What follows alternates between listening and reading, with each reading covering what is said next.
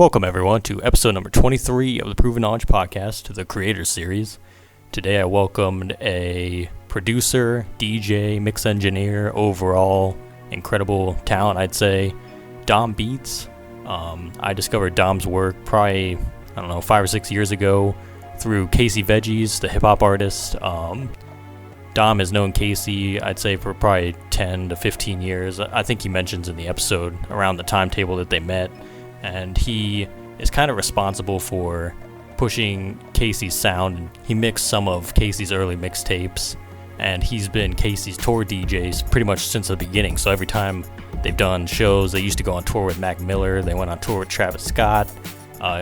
Dom was always the guy that would get the show going and put together sets and everything and help Casey and all the other artists make their sets for the night and everything on every stop. So I figured I'd reach out to Dom, and we had a really great conversation. He told me a lot of stories about touring and about all that stuff. We talked about where we think the whole streaming thing is going to go with Twitch, with IG Live, with all these other things, and how the industry is pretty much going to move towards monetizing all that correctly. So not only will artists and DJs and all these people get paid, but obviously it's going to be a much better experience for the fans, and it's going to give people probably a live element, as well as if you're at home, you'll be able to see your favorite artist do their thing, and you won't have to always go to the venue to see shows and whatnot. And I thought that was a pretty good guess as to where it's heading, and I hope that's exactly where it's going to go. Dom also talked about his album that he has coming up. It's more of an electronic album, but if you hear a lot of Dom's music, it's infused with hip-hop, pop, some other genres. He mentions a lot of his influences. Pharrell was one of the big people that he named, and from just hearing Dom's music and even his DJ sets, that he's influenced by a lot of different music, and I always have a lot of respect for people that can kind of take a little bit of pieces from everything and make their own great sound. So I'm looking forward to hearing his album. We talked about a lot of other great stuff. He talked about how he's going to probably get into starting a label here soon, which I'm looking forward to see if he can make that happen. And yeah, overall, I was very happy to get him on the show today, and I hope you guys also enjoy this conversation, because it was probably one of the best ones we've had yet. So without further ado, let's get into the episode. Welcome, everyone, to episode number 23 of the Proven Knowledge Podcast, the Creator Series. Today I have a DJ, producer, mix engineer, overall great musician. DomBeets is here. How are you, man? Doing good, man. Doing good. Awesome. Just, taking it day by day in this weird-ass pandemic, just getting through it. Super weird, man. And we're going to get into that here in a second. First of all, for those that might not know you, might not be familiar with your work and everything, kind of just let people know, a little bit of background, how you got started in music, all that stuff. Yeah, so, long backstory is I started, DJing in, 6th grade, so that's, 97, 98 or something like that, and, just was, super influenced by, the Executioners and, A-Track at the time. We were, actually kind of close in age, and he was winning, national championships, so, was super into the DJ side of things, and I think at the time, rock music had a lot of that DJ influence going on, so you couldn't really avoid hearing some sort of DJ influence. And yeah, I just remember being in Christmas and being all right, I want turntables, and got one turntable and a Gemini 2 channel, and I was tight. And then that basically just put me in a position to want to scratch over my own music. So I started working in drum machines and just making basic break beats to go with my scratching. And from there, it was just a natural progression. I went from that, working in, Funk Flex's PlayStation producer, to having Fruity Loops and then Cubase and then Pro Tools and Logic, and it just kind of was a natural progression. This doesn't do what I needed to do, so then I needed to move on to the next thing. But yeah, it kind of started right when computer recording became an option. So I went to school for that, became a certified recording engineer. And in that process, met Nipsey and a couple other people, but got introduced to Casey when I was 19 and Casey was 14. And then kind of, the next few years we recorded and like dabbled on his mixtapes, and then he got offered to do the Mac Miller tour, and he knew that I DJ'd from like 8th grade. So then he was like, okay, if you want to DJ like for me on these random Mac Miller shows, like our first show was like the Troubadour or something. Like it was like not like it was a pretty tight like event, and I'm like, all right, cool. We did that, and then before you know it, Mac invited us on the Blue Side Park tour, which was like 3 months and 70 dates, and so that was like our big first event. But yeah, I've always produced and always engineered for Casey, and then through the connection of just people, I kind of end up working with random ass other artists. I mean, not random like that, but yeah, just like people I wouldn't expect to, I guess. So it's been cool. It's been a pretty cool journey. I recently signed a indie deal with a record label in SF, so that's still kind of going on. Just working on my second full-length album, I guess you want to call it, or whatever, and yeah, kind of grinding that way. But really, I guess if anyone knows me from anything, it's probably Casey tours. We've had, I had a radio show on Dash for a while, so just some random stuff like that, but it's just kind of, just all stepping stones into the next thing. Mm-hmm. Yeah, it sounds like all the pieces kind of fell into place the right way, almost. Like, dude, okay, so my first day of class in recording school was like a intro. You're just sitting there and some dude gives you like your packets about what you're gonna do, and I was sitting next to this dude named Lonnie, who ends up being, his name's Scheme the Duke. He's a rapper from LA too, and he signed to Generation Now with DJ Drama.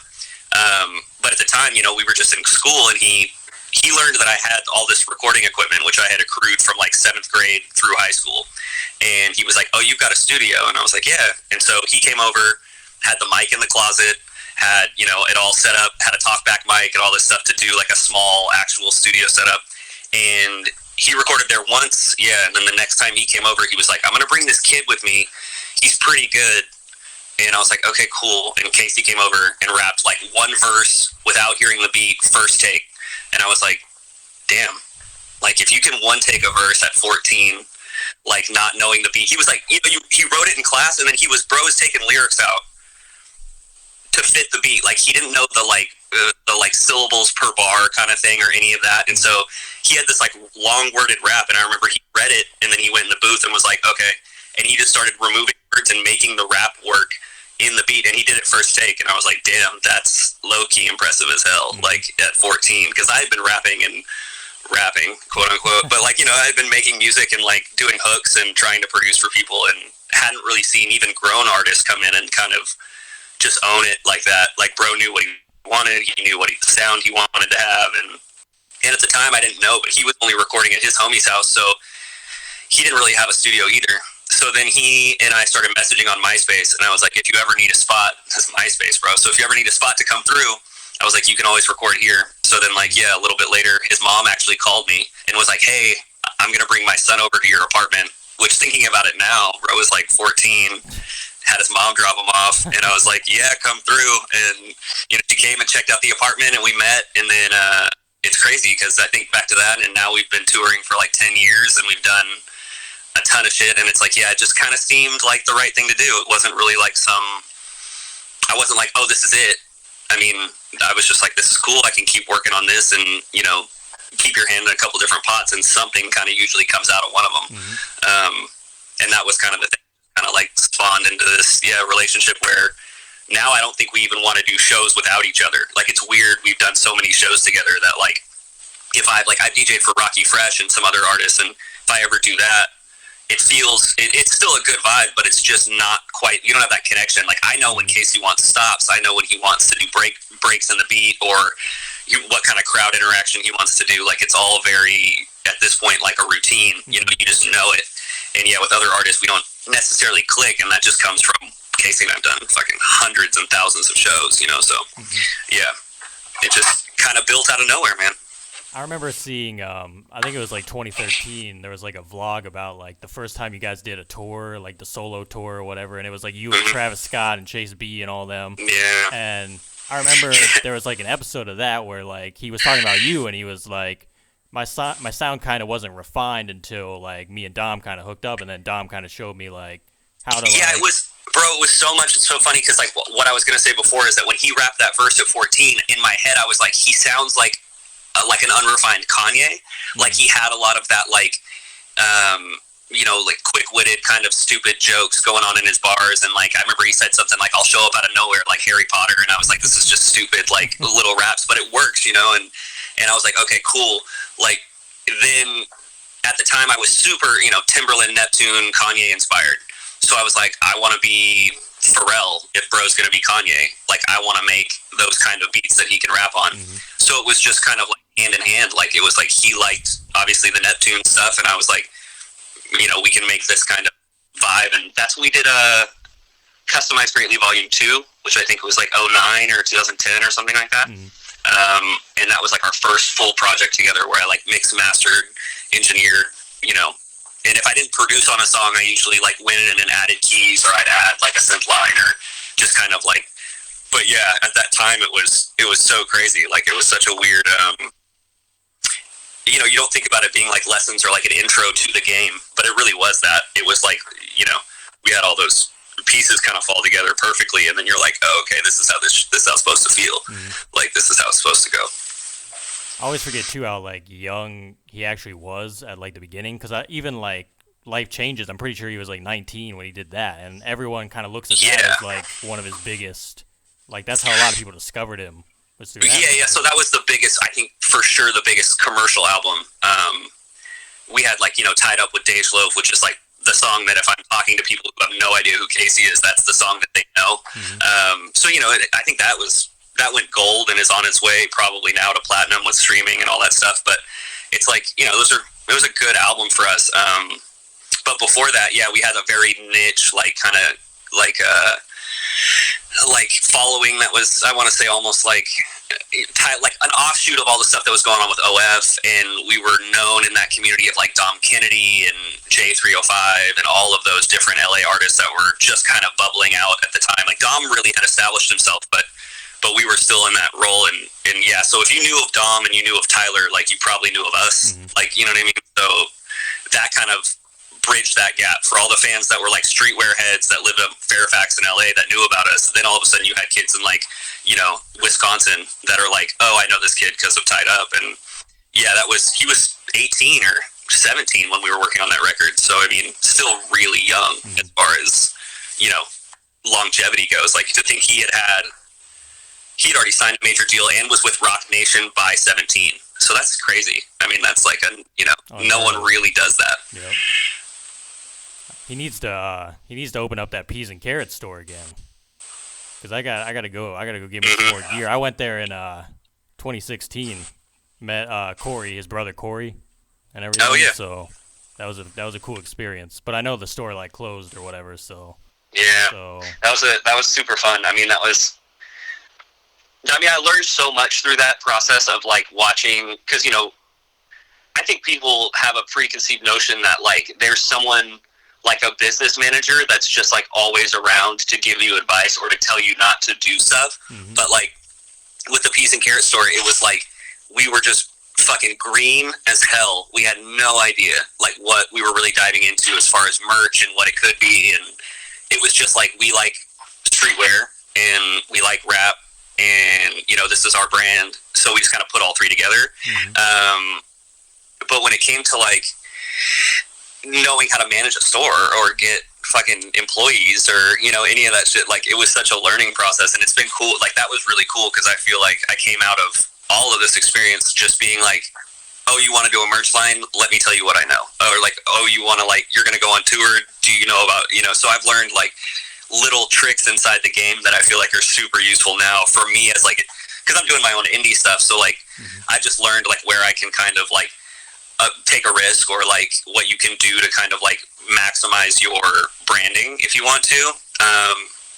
So I mean, it's been kind of, like I said, it's a really good learning experience in that way. And that store was like one of those things where it's like you don't usually have that when you're that age. Like I think I was 24 or something at the time, and so I mean, it's been it's been, like I said, a really good learning experience, and the store was so tight. I mean, just to have a place, we would just go hang out there. I mean, it's like you probably saw Corey there because like he was probably chilling, like just hanging out. He was watching Netflix. Like, he was just on the couch. Exactly. Just super. We would just. It was like one of the things we would just pull up on the store, like you don't know what to do, and it's 1:00 in the afternoon on a Saturday. Like just go to the store and see who's there, and like you can meet. Like it was cool. You meet fans, or you like randomly see like Bow Wow came there. Like random like those kind of artists that you kind of don't know when you would meet them or whatever. Like Soldier Boy came through. Like I remember those moments and being like, oh, this is tight. Like this is a really great middle ground to like have people, to give people a place to hang out. And that's really what it was more than anything, was just kind of like just us vibing in the store basically all day, which is tight. That is cool though. Like, especially you said you're like mid-20s, so it kind of gave you like that entrepreneurial, like, I don't know how to say it, but like almost like a business mind sense that you probably wouldn't have had doing anything else almost. It's almost like it connects dots or makes things that like don't seem like a bigger process. Like you're like, oh, like starting a clothing line would be like, I would want to do it. Like, and you realize like it's really not this big undertaking. It's like just solving small problems at a time.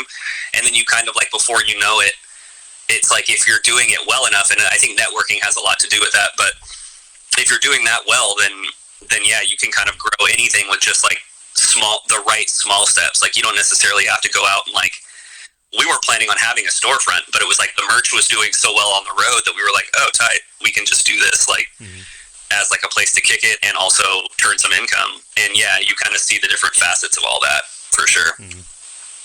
Yeah, you could just tell from like, not even just me being there, but just like the way the internet like responded to the store and like the whole movement of peas and carrots. Like it definitely was a very important thing, and I think it still is too. So yeah, I mean, I think about whether or not kids now. I mean, I'll say kids, but if you're aware of like OF and like Tyler doing that brand, and like it was very much all in the same vein. Like it was very much all like, we all were huge fans of like clothing and like Supreme or the Hundreds at the time, Diamonds, like all these different brands, and we would be like, well, why can't we do that and bring our own flavor to it?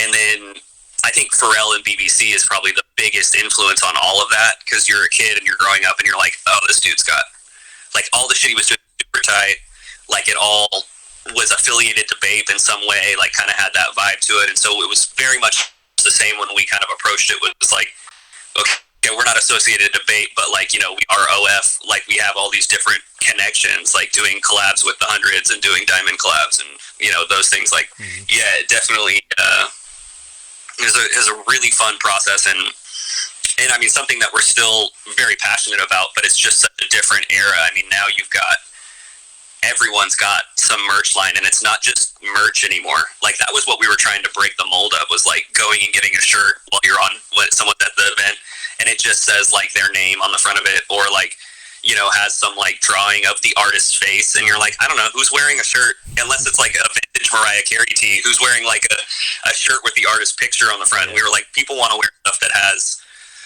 like is cool and still associated to the artist. And I think that was like a real like turning point in the like rap game, especially because now I don't know anybody that doesn't have like fire merch, or you look at Travis, what Travis is doing now, it's like it's just massively took that and exploded it, and yeah, I think it was very much the early days of that, but we were learning what we could get away with, and we learned pretty quick that like people are just gonna, if they fuck with you, they fuck with you. So they'll come on, like you can go a little left field with the shirt, or you could put like, we had a shirt with Tupac's passport on the front of it, and that shit was just like, I thought that was so tight. It had nothing to do with anything we were doing, but it was just a dope shirt. Like we could learn like, oh yeah, okay, they'll follow us on these little like ideas. And yeah, like I said, you see Travis now, it's like, who would have thought bro would have had a McDonald's collab? Right. You know what I mean? Like that almost doesn't make sense in your head when you're like, why? But at the same time, it's like he knows that he can do that and his fans will follow him there. Like, and that's, he's got the brand and the name to really do things like that no one else could do. So yeah, 100%. So I know we talked before we kind of started the episode about like how this year's been pretty crazy for everyone. What do you think you've been doing personally to kind of like take your mind off of a lot of the things that have been going on, or have you not tried to take your mind off of things? Have you just been working through? Like, what have you been up to? Well, part of like I said, I'm in the Midwest, so like, or Oklahoma, this place, it's pretty rural and there's not a lot of people around, which is tight. It kind of allows like a level of, you just feel space. Like a lot of time, like there isn't like this. I mean, I don't even really worry about going to the grocery store because there's like probably 150 people in this area that even go there. So it's like, it's very minimal, the amount of like human exposure you have. But I've just been working on my own sound, and then also like, I don't really try to, I feel like anxious. I think everyone does. I feel like those feelings about like what's going to happen next, especially, I mean, I'm DJ. I was moving in the DJ world like pretty well, I guess. And then it just kind of stopped. And so you're like kind of left with a bunch of questions, and I think it just pushed me to want to like watch more tutorial videos or learn, I've been learning like vocal synths, like a lot of like,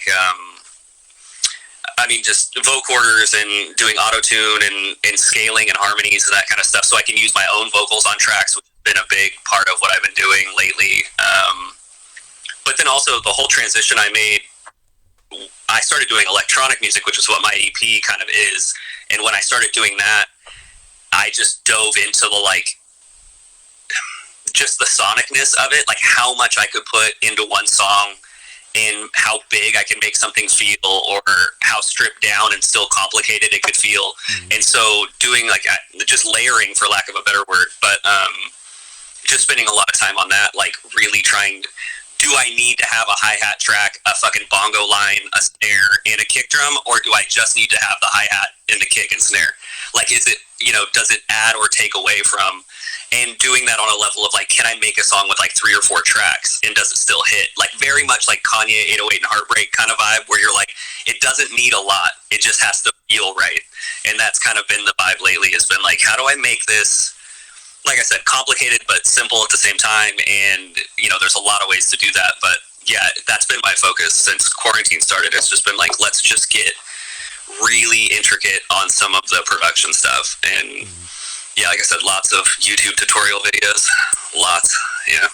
That's always great, though, to have the extra time to be able to kind of, like, do the things you've been meaning to do. So, like, for you wanted to kind of, like, figure out, like, how are you going to move your sound in the right direction. So you're kind of just sitting back and learning and kind of applying that to what you're doing. But so I had turned in my first EP, which was, like, Space Volume 1, and it had some pretty good push, like, without having to do too much. Like, it got picked up by some Apple playlists and stuff, and I was like stoked just because I made that shit literally made it on Machine. I didn't even make it in Ableton, which if you work in Machine, you know how hard it is to construct a whole song. Like, not just like, now the new update you can actually do that, but they used to make it like you had to have patterns. It was like working in an MPC.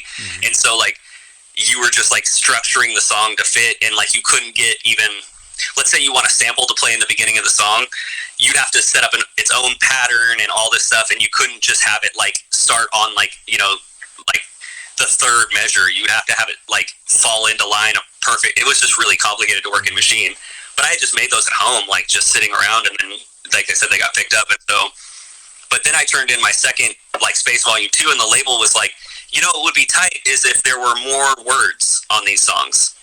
And I was like, oh, okay. So like it just kind of like, as a creative person, you're like, I thought these were tight.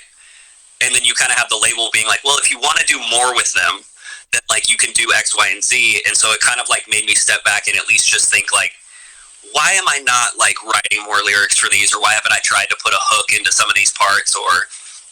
And so like, yeah, that kind of has been like the focus lately, especially since then. It's just been like make full songs and like know when to finish them and know when to add and take away. So that's still kind of the process, but yeah, it's been a very it's been a really fun time creatively for me, just to try to like dial stuff in. Because I mean, I don't know if you're the same way, but I'll sit on my laptop like till 2:30 in the morning with like earbuds in, like not even full headphones, and just sit there and like go through half-made beats that I've made, and then you find one, and then you're like, oh, this is it. You'll add 2 or 3 things more, you loop it out to where it's structured, and then you're like, it's done. And it just kind of, so that's been like most of the quarantine stuff has been like, let me go just dig on all this stuff and figure out like what I can do and what I can't do. And if I make anything new, anything lately has been so easy. Like, I feel like I'm busting out a bunch of demo tracks, if that makes sense. Like, not fully produced, not really finished, but the vibe is there. And so, like, if I play it for someone or send it to someone, I'm like fully open to adding or whatever. But most of it is just like this vibes. Like, I don't think it needs much more. And I think I've been getting a lot more, like, people resonate with that more. I think as a producer, when you start, you want to be the best producer. I mean, I think you want to make beats, whoever you listen to, if it's Metro or if it's fucking Sunny Digital or fucking Mustard or Hit Boy or Timberland, or, it's like you want to make beats that compete on that level. You want to feel like when you hear a Mustard beat, then you play your shit, people are going to react the same way or whatever. And then you kind of learn, like, how to genuinely get that vibe without overproducing the song. Because that's just like the biggest mistake I think I would tell most kids in the beginning is, like, just don't overproduce it. Like, work on your mixing and work on mastering the song at the end. But, like, if you go listen to, like, hit pop songs, bro, there's like 24 full tracks in there, maybe less, on some of these songs. Like, just like a guitar track, and then it's all engineering. It's all automation, and you know what I mean? Like, they don't really overproduce these songs. I think kids think that, it's just like I want this sound, and you just keep stacking. And that's like one thing that I've noticed, at least for while I've been listening to stuff lately. It's like someone sent me beats the other day and I was like, yeah, these are all great, like all the beats were tight, but like I almost felt like each beat could be 2 songs. Like, you could just make it,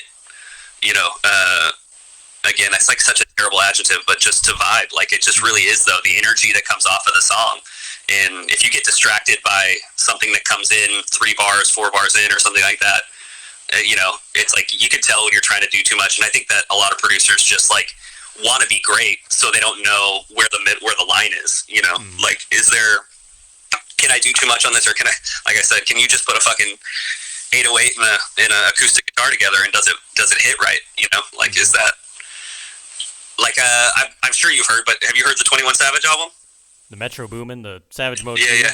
I've heard a few songs. I haven't got around to listening to the whole thing yet, but Metro kills that. And I mean, it's like, I think the style of Metro's drums is kind of like what I am really fascinated by, because they're like the simplest drums. Like, Metro's drums, I mean, he does a lot with his kicks, but the hi-hat snare stuff that he does is like very just rudimentary, like, for the most part, but it hits, and there's like no need to really get more complicated. Like, and I think that with anything that's going on now, especially computer tech, like, that shit is just like almost an Achilles heel. Like, I can have 100 tracks in Ableton right now, and I don't have to think about it.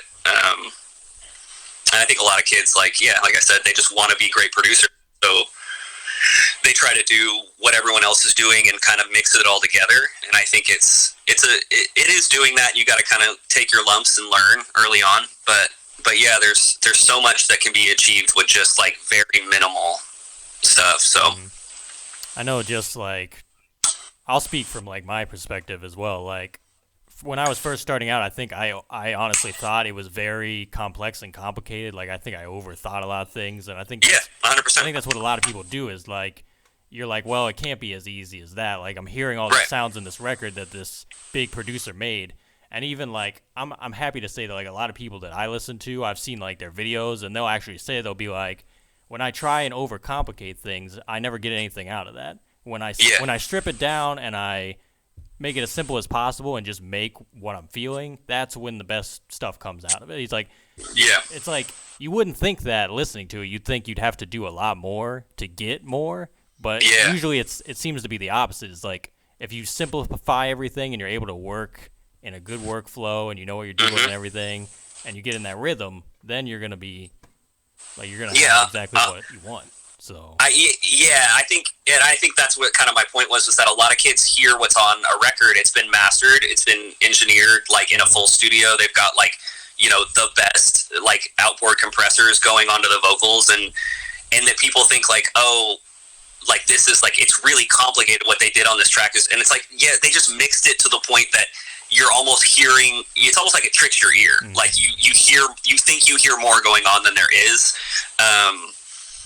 which is, it's really kind of cool too, because when you play something like, and it hits with people, and I mean, whether it's electronic records or rap, like I said, it's just about the vibe. Like, it's so much about the right feeling. I mean, that's one thing about DJing that kind of taught me that early on, was like, I know if I'm in a club, I could play all the newest records, but if I want to go back and play like, Up Jumps the Boogie by Timberland and Missy, or if I play like Salt Shaker by the Ying Yang Twins, like, those are just a vibe. Like, you can't argue with that feeling, and that feeling is like what, and I think a lot of producers, like I said, they want to be really good, and that's like obviously the goal, but like, you just have to find your little niche, your little corner of a feeling, whether or not you make like the running beat for some Savage Mode 2, he's got that loop in the beginning that's just like a vocal loop that then gets chopped and repeated,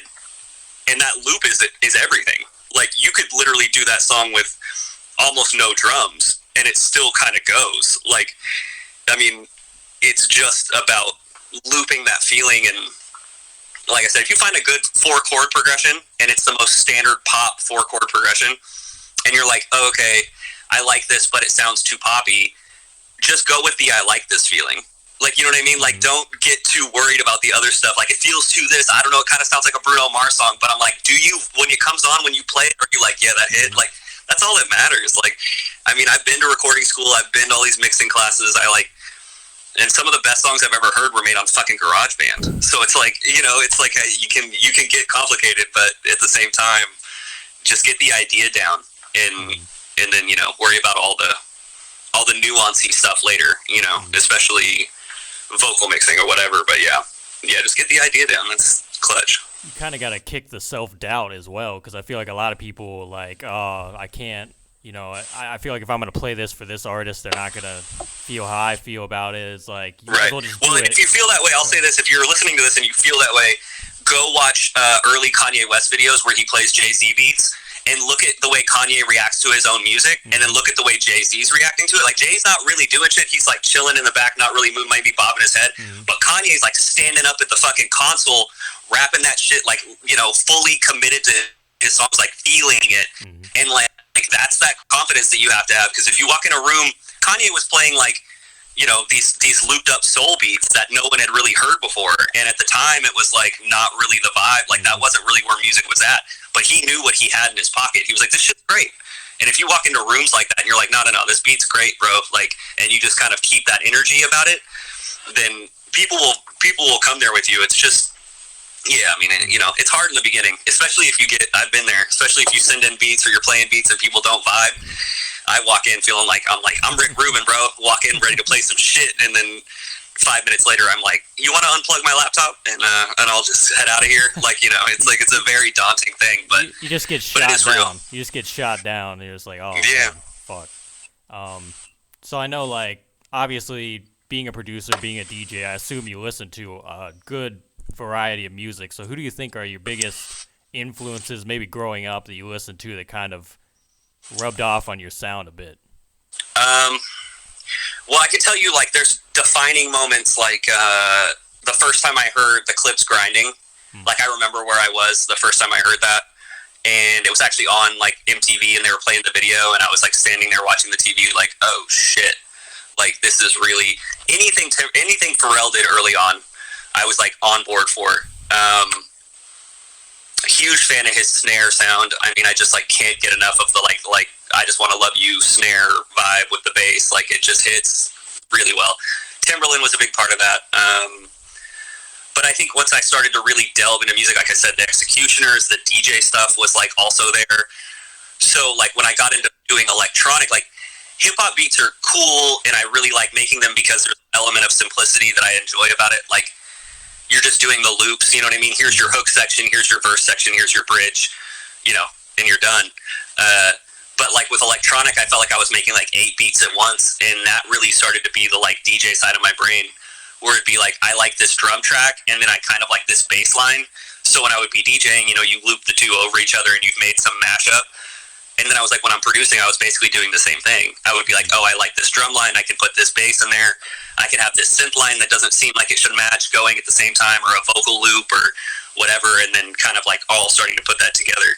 And then once I got to a certain age, right after school, I heard like the first Flosstradamus song that was really big, that first like trap EDM song that was huge, like, and then Bauer and getting into all that kind of production. And I really think Bauer is like the new generation, like, of what Timberland was doing early on, like the weird loops and the like weird organic sounds that you don't expect to find anywhere. And especially Bauer's early stuff was just really great. So yeah, that kind of all melded together at some point.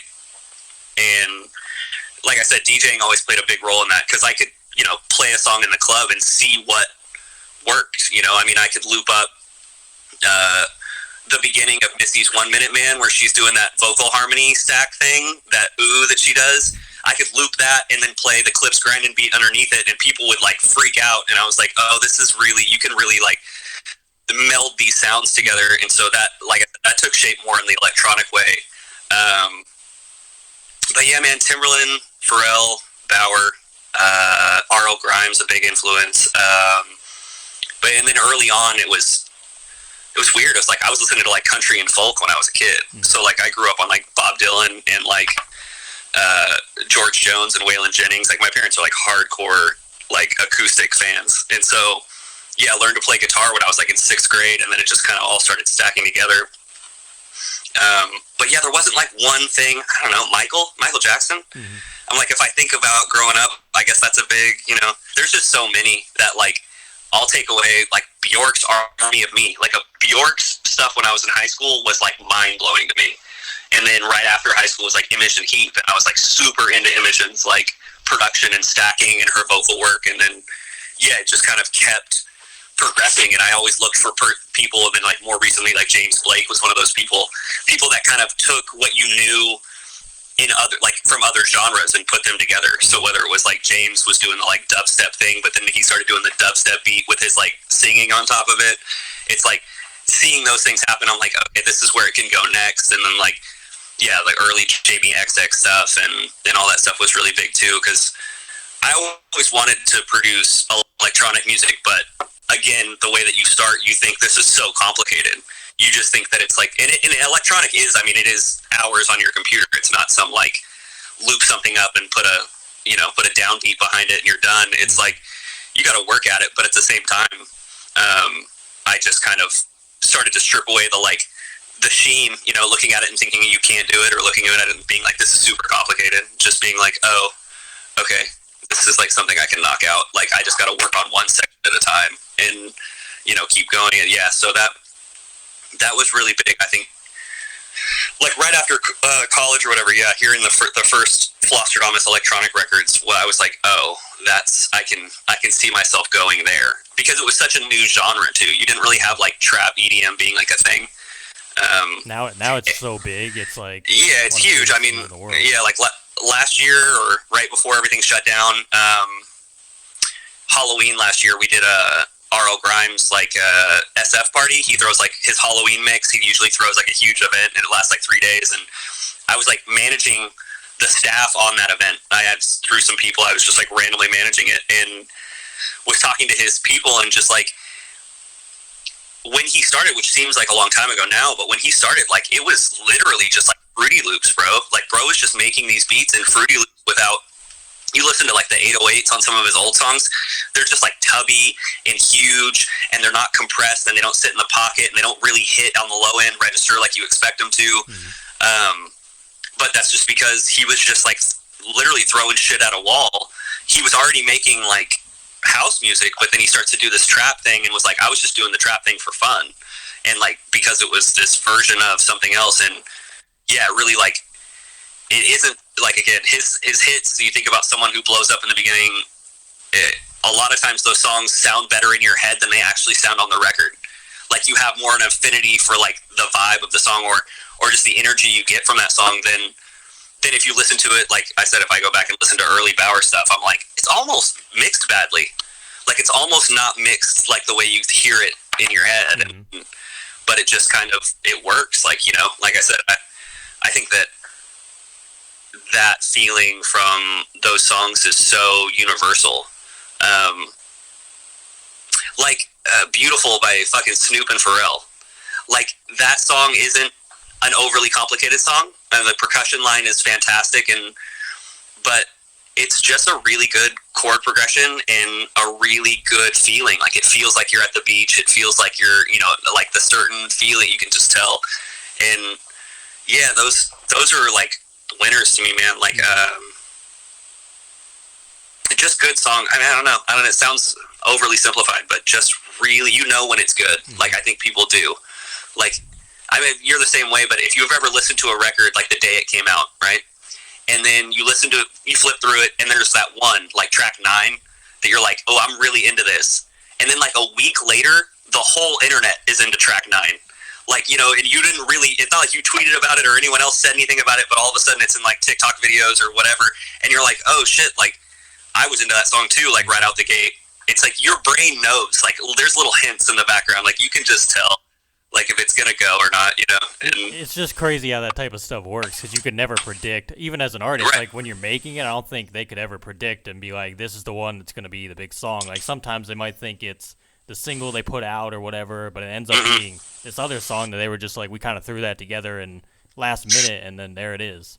And then yeah, so we had that experience, I mean, on a big label version with Tied Up with Casey's single. They wanted to do, there was another song on that album called Wonderful with Ty Dolla $ign, and they wanted Tied Up to be the single because Dej was like popping at the time. Dej was like super popping, which isn't a bad move. I see the play there. It's kind of like, this is like an easy hit, bro. Like, Dej is big. People are going to be searching for Dej.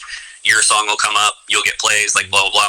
But on a musical standpoint, we loved the song Wonderful. Like, we had worked on that song for like months and like finally got it to this really good place, had it mixed like 20 times, and finally had to have it mixed by Ali, like Kendrick's mixed by Ali.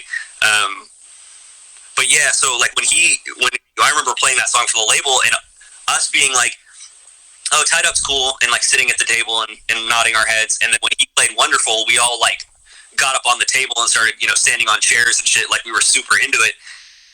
And then the label was like, yeah, we feel like, if people in the room are like, we get it. Like, this song, Wonderful, is a great song, but it's not a smash hit.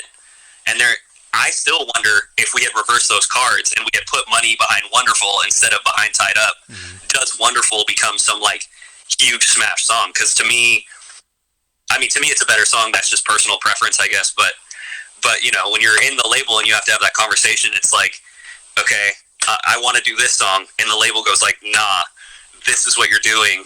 And I think you're seeing that more and more now. I mean, TikTok has really flipped the game really quickly on like what type of music you're trying to make. I mean, now everyone wants to make like the next like Savage, Megan, whatever, the Stallion record. Like, people want them. That's what they want because the label's just like caking up off those, so it's... So speaking of like the change in the times, and obviously like a lot of things got shut down. I know you as a DJ, you probably lost a lot of gigs. You lost a lot of shows this year that are probably going to happen.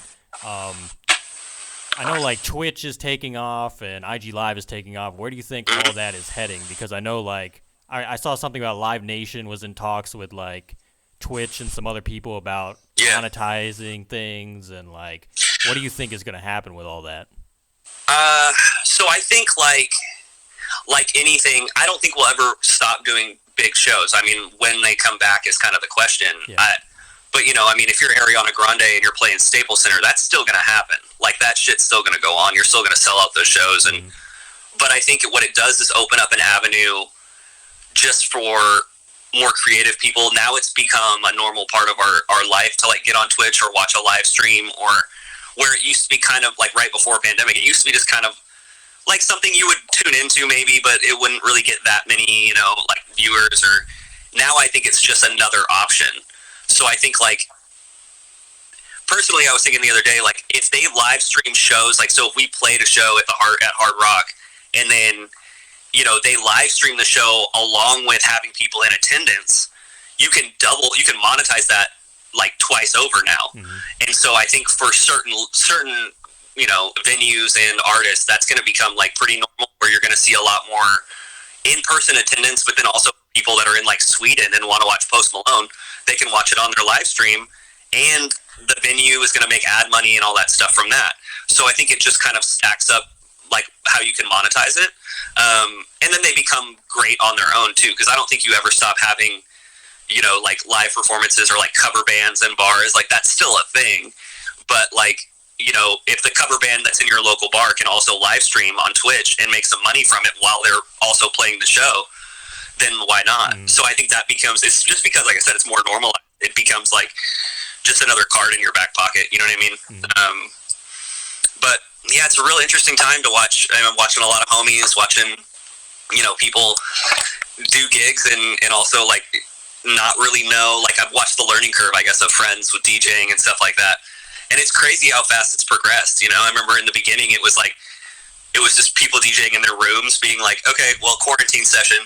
And now like I'm watching these DJs and they're setting up these like outdoor streaming things where they're like standing on a mountaintop and they're like DJing from this like, you know, remote place in like Spain or whatever. And this dude's doing like a boiler room set out there, you know? And it's like those that, yeah, now it's just another tool or another like weapon that you can use to take something to the next level. So I think in that way it's really cool. It won't, like, I guess my point is it won't just be Coachella anymore that you can live stream, or it won't just be like Tomorrowland on your laptop. It'll be like someone playing, you know, the local spot, or someone playing like, you know, Key Club or whatever, some like whatever venue, and like that'll be live. Like imagine someone doing a tour and live streaming every date on the tour. So instead of, for the fans, you know what I mean? For the fans, that would be like incredible. Right. I mean, Travis, I could see Travis doing it, no cap, like having it like really soon, like to the point that the shows he's doing, you're able to buy a virtual ticket to watch them. You know what I mean? Like in that kind of thing. Like I could see it happening, like as soon as they come back. That it's still, like I said, an avenue for almost like an insurance level. If you're not gonna, especially for a lower level artist, if you're not gonna sell out a venue and you know you're gonna get a certain amount of ad revenue from Twitch, then you're cool. And like it basically, I said, it just monetizes. It makes things a lot easier to bank some bread on. But yeah, if I'm being very real with you, the vibe of online streaming sets is so weird as a DJ, because you play so much on the crowd. You play so much on reactions from people. And if, you know, maybe there's 15 people in the corner that aren't dancing and they're on their phones, and like, not even gonna lie, when I'm DJing and I see people like stop dancing and kind of move to the side, or like, you know, you see a group of girls that don't really care about the song you're playing, it's like, next song I'm playing, it's gonna get everyone involved again, because I just want that energy to always be like in the room. And yeah, it's a little weird. I think about, I've recorded some DJ sets that I was gonna post, and like, yeah, I get in my own head and I'm like, how do you know, like, yes, this is what you want to do, but like everyone's vibe is so different these days, day to day, you know, so it's hard to sit here and be like, I should play really upbeat music, or I should play this. It's like, I honestly feel like I could do a radio show of just like every genre right now, and just be like, at some point we're probably going to play a song you like or fit your mood, but like it's impossible to know from your screen. You know what I mean? Like I think it's really interesting, but it's so weird, because I like grown up this whole time with just playing to a crowd, and like now you know, maybe there's some people on Zoom and they're like kind of into it, or they're like nodding along, but it's like hard to be into it when you can tell. Like I was doing one the other day, I was talking to my friends, and my homie's just like sitting in bed, and I was like, it's like really hard to just like turn up right now, just like knowing you're laying on your pillow, like while I'm turning, you know, while I'm trying to DJ. Like you might nod off while you're freaking playing a set. Right. The hell? Yeah, I think I agree with pretty much everything you said. Like, and we're kind of blessed too with the technology, because like I'd say if like a pandemic happened like 20 years ago, the way like the music industry would have handled it probably would have been totally different, because you would have been kind of in the dark in a lot of like spots. You would have been like, what is happening with anything going on? I can't go to shows. I don't know what this artist is doing. But like, I think it will be good for like both sides, for the fans, for the artists, for 100%. Everyone involved. Yeah, but like I said, I think that you have more connectivity now. Like that's just, I mean, obviously, I guess, but just with your fans on a one-on-one basis, you can, you know, get on Instagram Live every morning and just like, if you're, you know, acoustic guitar player, you can get on there and just like play them a song you're working on, and your fans can sit there. And I've watched James Blake like 15 times while I've been here, just like play some random set on his piano at home. And it's like, that shit's kind of tight, you know, and I think that won't really go away, because now, like I said, it's just another avenue. But I don't know if anything really replaces the vibe of like being in a venue person. and I don't know. Yeah. It'll just be interesting to see where it all goes, but hopefully it all goes for the better.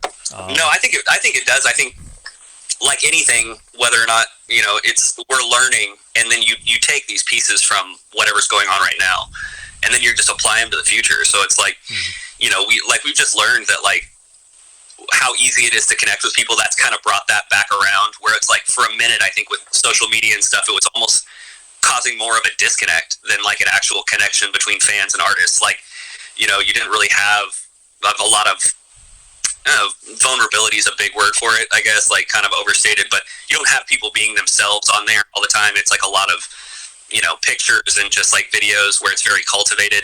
And now, because no one can go get these cultivated photos, they're forced to kind of be themselves on camera. And like that side of it is super cool for fans, I know, because they're just like, a lot of people are like, yo, I just want to kick it with my favorite artist. I want to know what they're like when they're at home.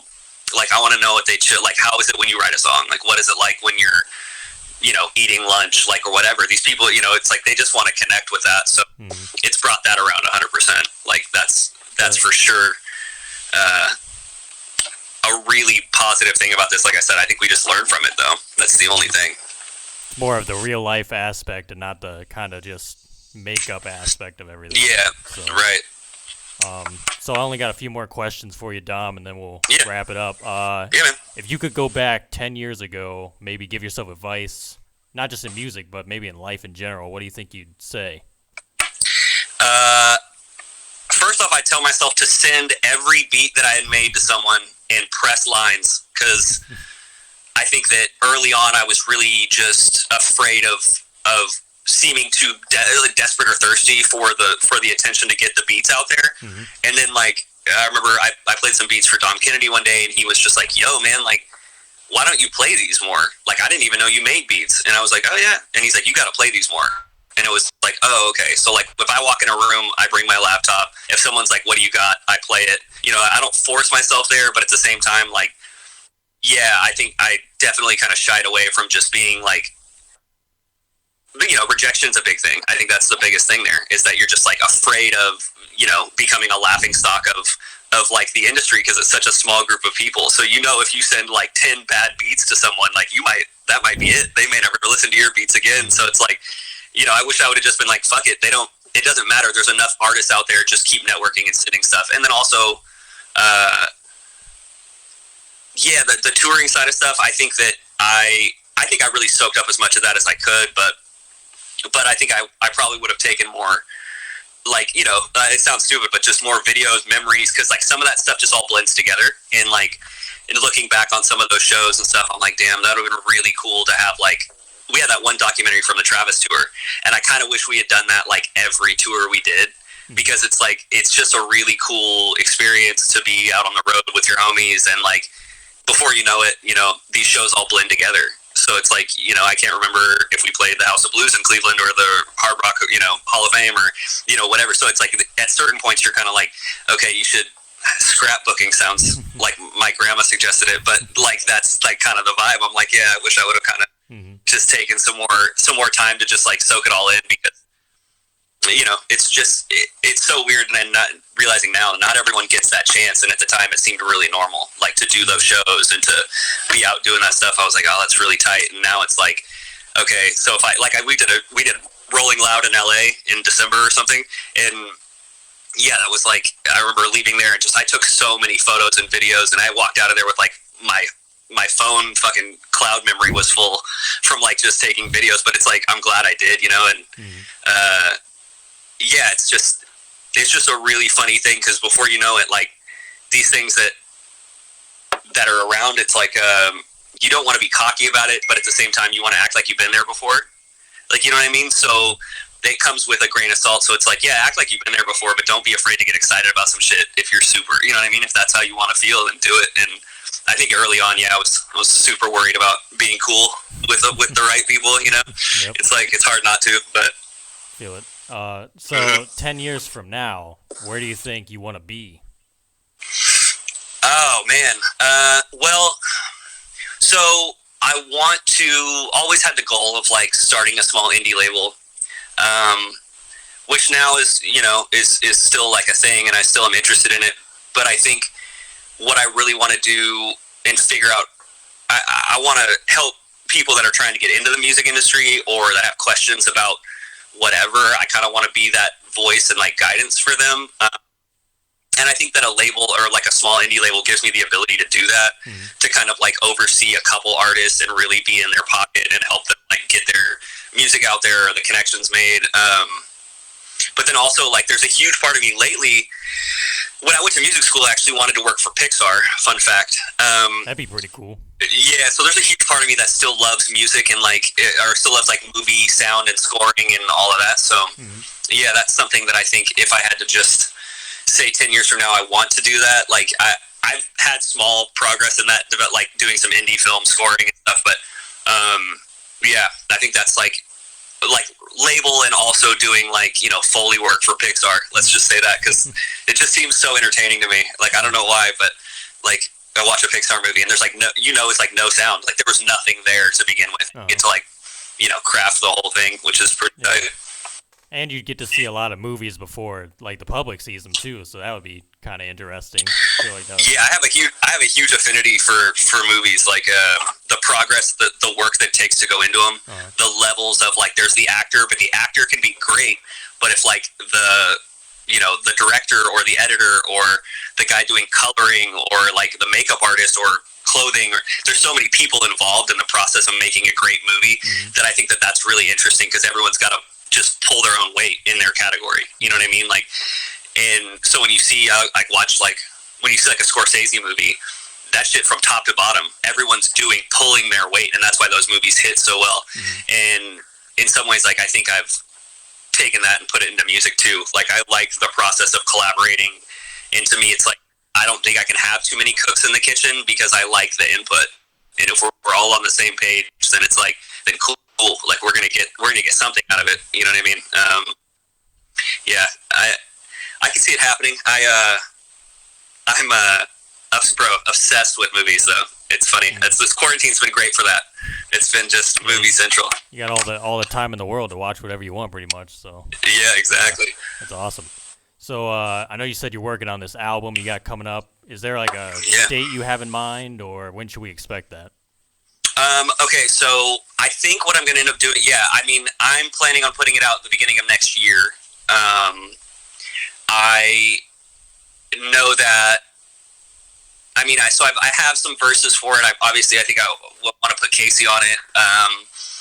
But yeah, just, it's an electronic, and it's more electronic than probably even the last one was, where I was blending hip hop and electronic music in the last, EP, and like it being an album, I think I was just like, the difference, like I said, of Bauer and R.L. Grime and those artists, I'm like, what, I was just like not selling myself short. I was like, make it, like, let's produce it like it's one of their albums. Like, let's make it like that vibe. Like, don't turn it down just because, or like do less with it or make it whatever just because you're not that level of electronic artist. I was like, let's just like blow it out the water and see how much I can get done. So the new one's actually called Voyage, is the name of the record right now in my head. And I have like 6 songs that I'm currently working on for it, and just kind of grinding them out, slowly. It's like make something and take like a week off from it and then come back and listen to it and see like with a super clear head how I feel. And so far so good, man. Like I'm really stoked, and like I said, I might drop it beginning of next year, because I know that I still have a couple songs I want to finish, and then there's the rollout process, and I still have to mix and master the whole thing. So I'm thinking late January, early February probably. But that's just a rough timeline, like I said. Nice. Yeah. Well, I'm looking forward to it. So where are you at on social media? Where can people find you at? DomBeets on everything. DOM and then beats like the vegetable, 2 E's. Yeah, on everything. Twitch, PlayStation Network, Instagram, Snapchat, like whatever. Yeah, I'm on it all. Yeah. Nice. So, any final words of wisdom, Dom? Shit, man. Just, I don't know. If you're passionate about something, just do it, though. Like, if it's, I don't care if it's a song idea or painting a picture or taking photos, or it's like that art, like, just don't sell your art short. Like, have faith in that shit. Because like I said, we watch Travis, we watch all these artists from the beginning, and I can tell you the difference between a Travis Scott and someone who doesn't make it is that Travis Scott believed in himself 10,000% that he was doing the right thing. He liked his art. He knew what his art was, and he was still discovering it, but at the same time, he just had the utmost confidence in it, and he knew he wanted to make it. So, yeah, like I said, if you're taking photos or whatever it is, just do that. Do it to the fullest extent, and don't sell yourself short or make excuses. Just keep doing it, because you'll grind it out. Like, things will come out of it, just because, that's, keep doing it long enough, man. Something pops up for sure. Well, Dom, that's all I have for you today. This was great, man. I appreciate all the stories. I'm glad we could make this happen and everything. Absolutely. And, it was a great conversation. Hopefully we can do this again sometime, maybe in person. Who knows? Yeah, man. I'm like, whenever. If you find your way back out to Cali, let me know. First off, I'm planning on coming out next year, so maybe we can make something happen. So yep, for sure. That'd be dope, man. That'd be dope. Thank you guys once again for listening today. That was episode 23 of the Creator Series. We'll be back this time next week. As always, hit that support button in your streaming platform, wherever you're at, Spotify, Apple Podcasts, doesn't really matter. If you want to send any funds, goes towards us getting more guests on this show, making the show better for you guys. And I just hope you guys are getting a lot of great information from the show. That's always the goal. So like I said, we'll see you next week. Thanks.